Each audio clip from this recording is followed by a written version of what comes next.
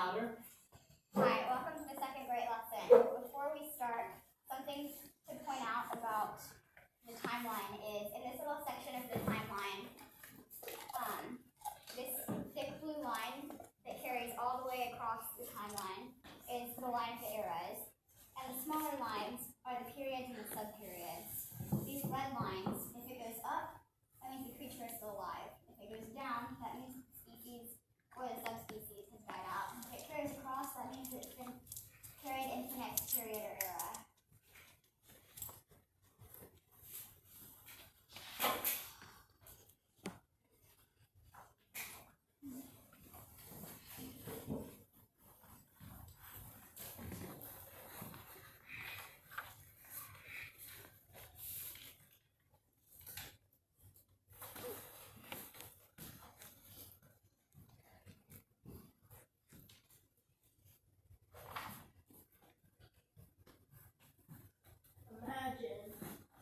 Some 65 million years ago, the Cenozoic era began, the period when life as we know it took its shape.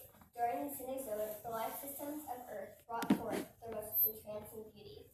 This was the period of flowers in their unvaried variety and in all their gorgeous colors and fantastic shapes.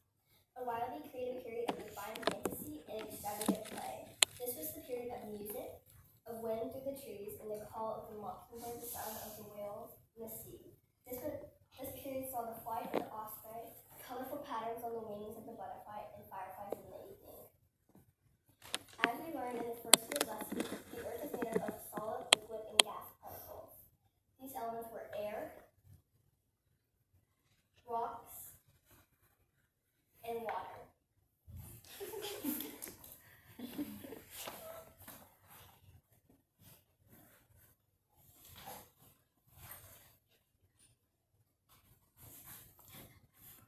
Respect. The universe is a communion of subjects and not a collection of objects. The time has come to lower our voices, to begin quite humbly to follow the guidance of the larger community of all which life depends. The story you are about to hear tells of the coming of plants and animals. It is the story of the coming of life. The story begins when rain began to fall on earth. The rain was very heavy and lasted for many days. As it fell, the rain combined in gases to form mixtures so strong it could wear away rock. The worn away fragments of rock were then washed into the ocean, where it deposited in the form of calcium carbonate. These salts began to choke up the sea, causing a terrible commotion on earth. How did the muddy chaos come to be?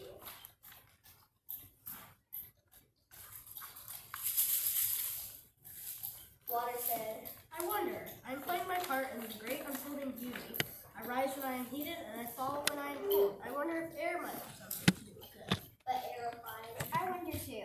My role is to cover rock with blankets, and that's no easy task with his many shapes. And then water decides to take a ride on my back. That's all right when I'm going over flat land, but when I'm going over mountains, I have to let him fall.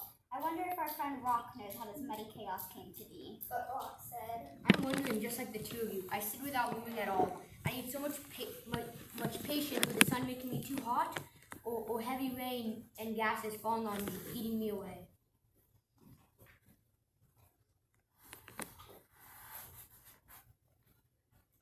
Balance. all the elements wondered together about how the muddy chaos came to be. As they wondered, they realized that each of them had a very special part to play in the wondrous story of the emerging universe. Life experimented.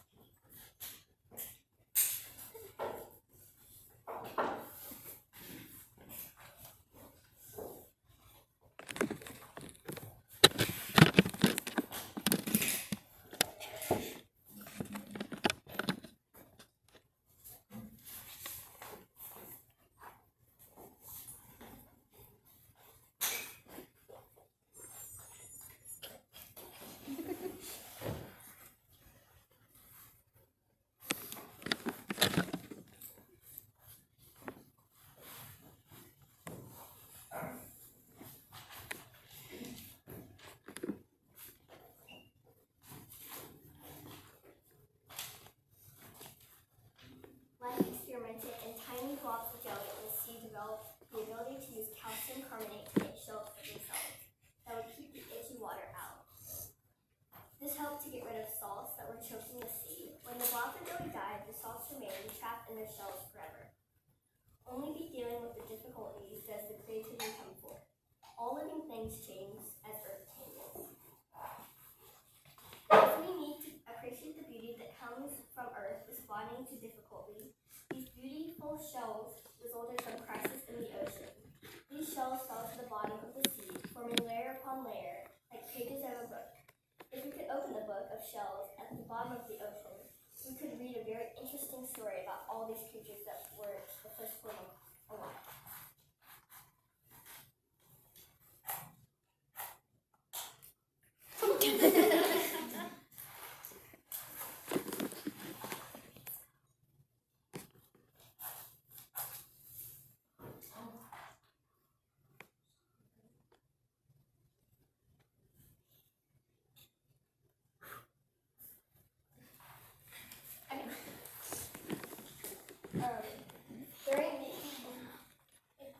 During the Cambrian period, starting about 541 million years ago, there's an explosion of animals life on the earth. Trilobites were the three-lobed creatures with many legs and appendages for swimming.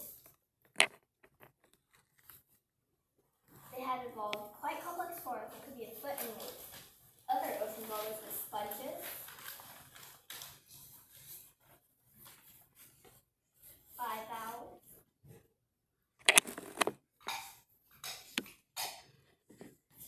echinoderms,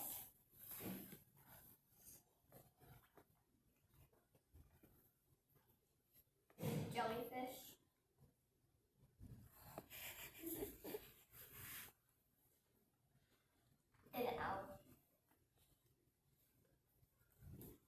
and cephalopods, literally meaning legs on their heads. These animals filtered the water as they ate the salt and using the calcium to make their shells and bones. Many of those unusual Cambrian animals became extinct at the end of the period. During the Ordovician period, starting about 485 million years ago, life experimented and new creatures appeared like horseshoe crabs, which still exists today,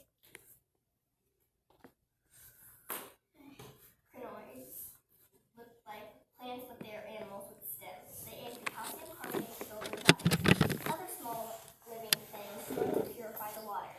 The tiny protozoa could swallow incredible amounts of water.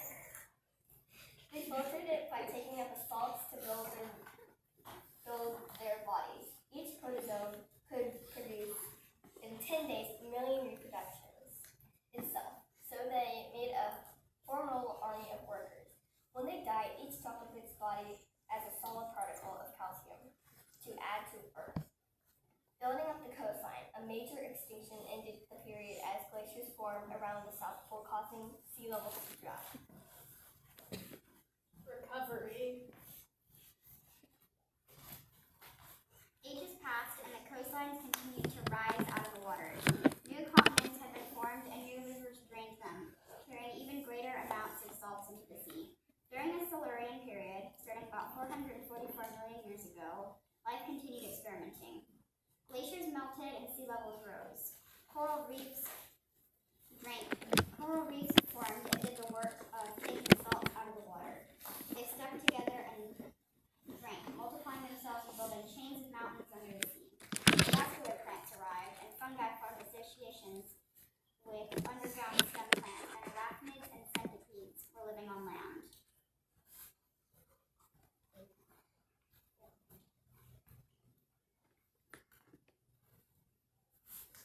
Life continued experimenting as fish diverse. Integrity.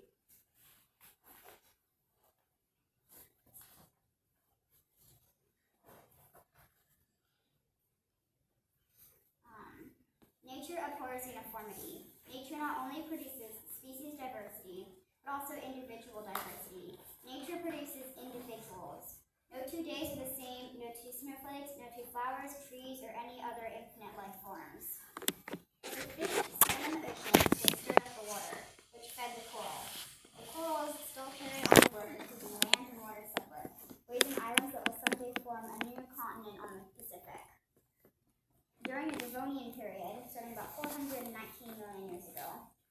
experimented again, and new life forms appeared that were able to use the gases in the air to make their food. The plants had to be equipped to do this job. They contained chlorophyll, which allowed them to devour the CO2 that they found in the air and leave behind oxygen. This experiment of life was a great success. There was an explosion of plant life on land, from tiny stem-only plants to full-sized trees with leaves. The evolution of plants in the earth took hundreds of millions of years, from algae, mosses, lichens, and ferns. In living and growing, the plants fulfilled their cosmic task. These plants accomplished a further one in death, for dead plants became the Earth's vast supplies of coal. Only by dealing with the difficulty does the creativity come forth. The death of one being, trees, gave rise to life-sustaining power for other beings, fossil fuels. Abundance.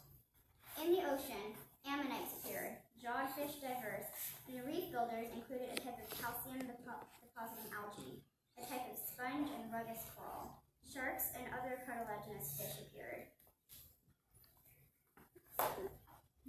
Tetrapods also appeared. They were adapted to hunt in warm, shallow waters. Their ancestors were the lobe fins. Over a long period of time, tetrapods developed limbs strong enough to support their bodies on land. There was another mass extinction at the end of the Devonian period, in which almost 90% of marine life became extinct. The coral suffered badly, causing coral reef ecosystems to collapse. No new reef ecosystems were built for another 100 million years. Scientists believe some of the causes were an intense ice age, caused by Earth's supercontinent Gondwana drifting back over the South Pole, global cooling, caused by photosynthesizing plants lowering the greenhouse gas CO2, volcanic eruptions, large meteor impacts, and a lack of oxygen in the ocean, anoxia. So much plant life led to roots speeding up soil erosion, which released the nutrients in the soil, leading them to be washed into the ocean, resulting in algal blooms at the pit of the oxygen. For many millions of years, plant life thrived on Earth. Many of the animals that survived the extinction were insects, dragonflies, and cockroaches. Some of them monstrous size. The ground was muddy and hot. The land was slowly sinking inward, and the forest became swamp. There were places where hundred forests are found buried one over another, showing how long this period of sinking lasted. These buried forests became coal, fuel. All these deposits of coal were produced by sinking of forests. The Carniferous period. The Arctic lands, such as Alaska and Siberia, are also entirely made of coal. Another experiment of life was the ferruginous microbe, a tiny animal that built its shell from the iron inside the earth. It left its remains on the dying plant life, leaving iron side by side with coal. These same microbes also produce an oily substance we use for fuel called gasoline. After thousands of years of gradual change on the surface of the earth, the battle to keep water and land separate began again. All around the coastline, volcanic mountains belched fire, and hurled masses of molten rock and boiled mud, forming mountain ranges. The upheaval lasted millions of years, raising huge barriers that the water could not cross.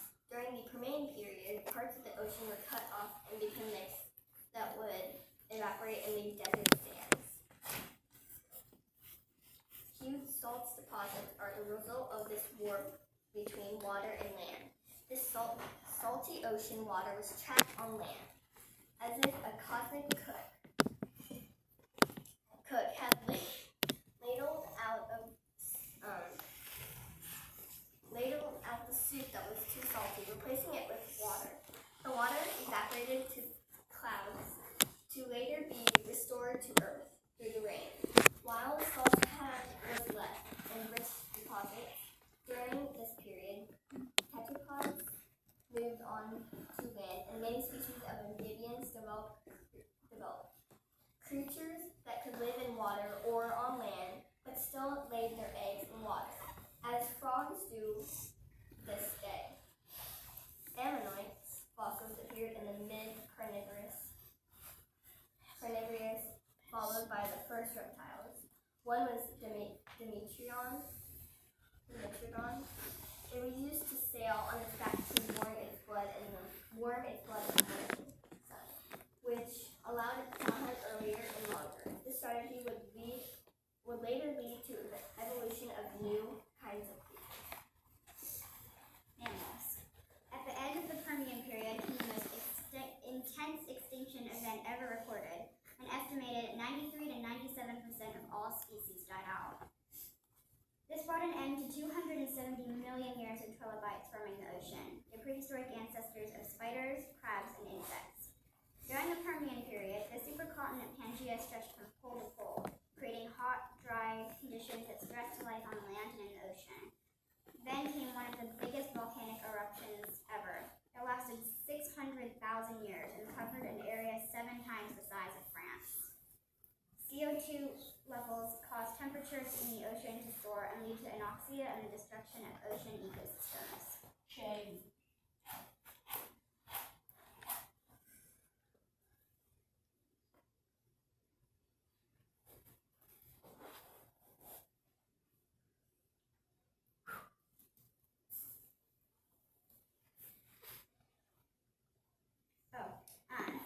All living things change as the Earth changes. Geologists call the next era Mesozoic, which lasted about 150 million years. During this era, seed plants flourished, including cycads,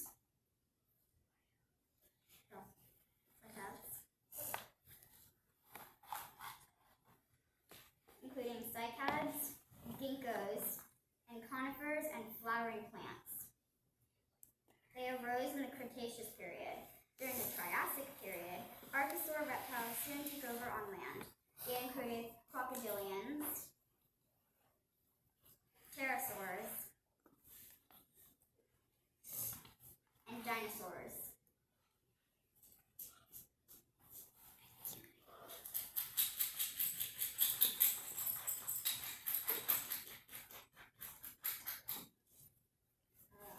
These creatures ate enormously, eating trees with tough leaves and hard fruits like pine cones. These animals changed the surface of the earth by their droppings, which made the soil rich for finer kinds of vegetation. During the Jurassic period, Jurassic is different from Triassic, came the plant-eating dinosaurs, such as the Brontosaurus. It had a very small head and was a slow, sluggish creature, always chewing. Then came some slightly smaller saurians that were carnivorous. They moved fast, walking on their hind legs and jumping on their prey, T-Rex. They were ferocious and some had teeth 8 inches long. You can imagine the noise these animals made when they were fighting. The whole earth must have shaken. During the Jurassic period, the first birds evolved from feathered dinosaurs, such as Archaeopteryx. Life experimented and some reptiles developed hard bony plates on backs and sides, and some developed spines and horns, providing protection from the carnivorous animals. But no protection saved them from the extinction at the end of the Cretaceous period, when another major extinction occurred, probably caused by an asteroid or large comet impact.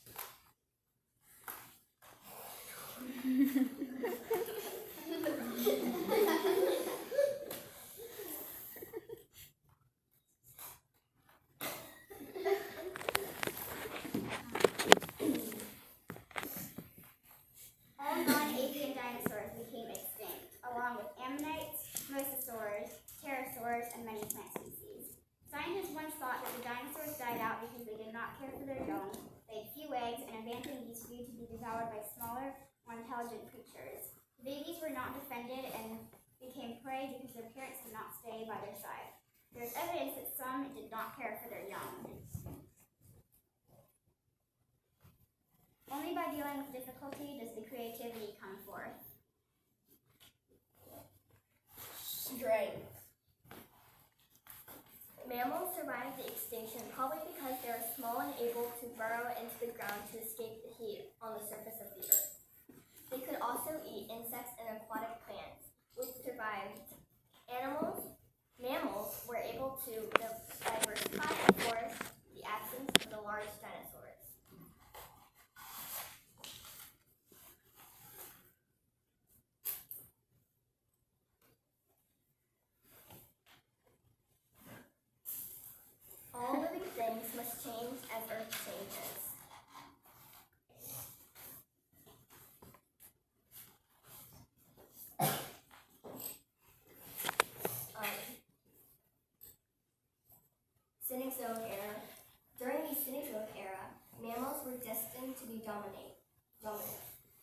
small in size.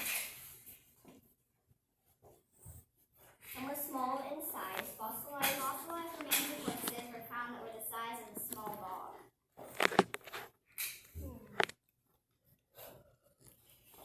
Elephants were also small, like pigs with long necks. The first camel was the size of a rabbit. Some are very large, such as the woolly mammoth. Ferocious mammals were the smilodon, and the cave bear, and the dire wolf. It was mammals such as these who developed into the forms of animals we know today. Gratitude. This was a time of mountains building due to movement of Earth's tectonic plates. During the Cenozoic era, the continents moved into their current position. The Earth's crust wrinkled to form the Rockies, Alps, and Himalayas. Temperatures cooled and ice snow covered the mountain tops, and glaciers spread across the plains. These ice sheets soon pushed over Earth's surface, grinding hilltops and turning them into dust. Life made a new experiment, a new creature, different from all the other creatures.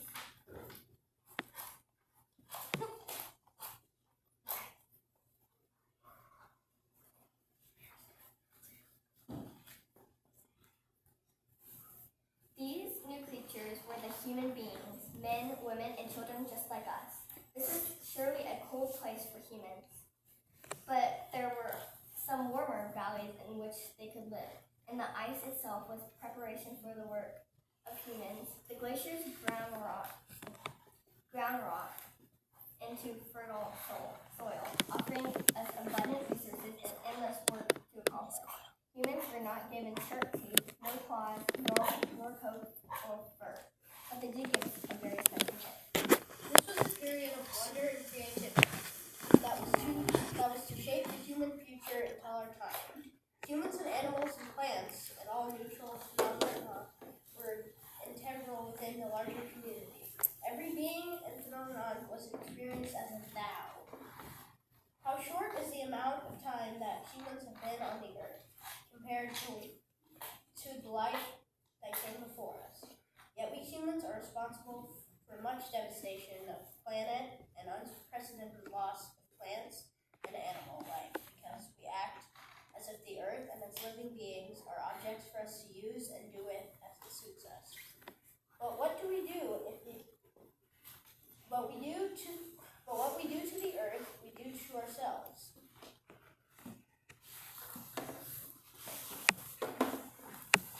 Compassion.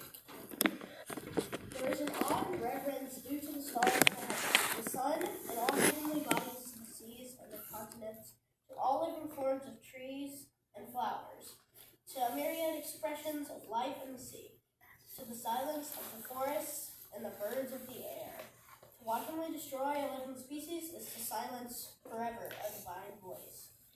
All of life's experiments have made our life on Earth possible. Our challenge is to do the work of maintaining the delicate balance of life on Earth, just as the trilobites and crinoids did before us.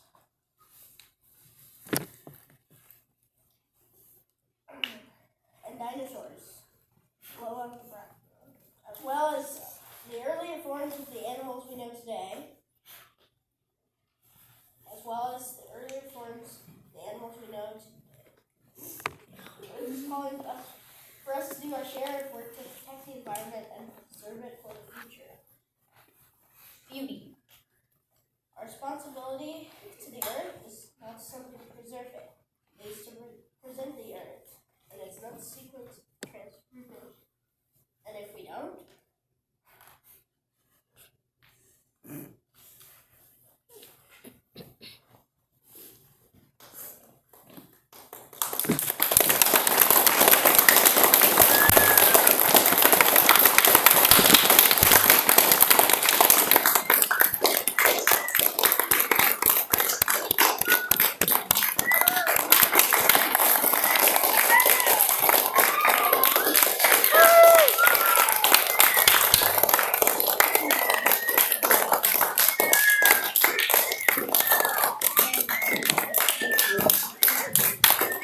Thank you for joining us for the second grade lesson.